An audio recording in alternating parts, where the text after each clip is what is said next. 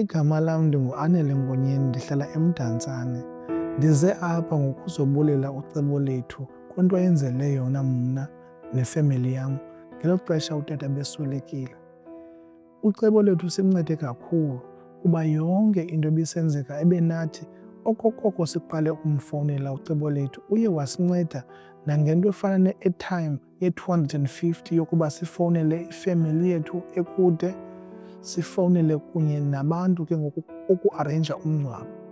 Kuyo yonke loo nto leyo kwiintsuku ezimbalwana nje uye wafika usisi wasecebo lethu esiphathele izinto ezifana ne-decoration apha endlini. Intente, izitulo, namacephe, imbiza, i-gas stove, yonke nje umntu into angayinida xa engcwabayo. Emveni koko usisi usithathile sahamba saya ecaweni wasibuza ikhala esifuna udekhorethelwa ngayo.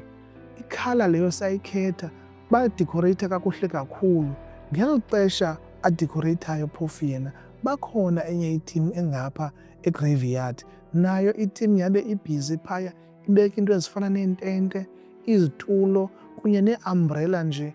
Bekukuhle kakhulu ngexesha singcwaba utata, sasonwabe kakhulu. Nyhani mna ndiyavuma uba inene sizophumla icebo lethu. Sophumula icebo lethu.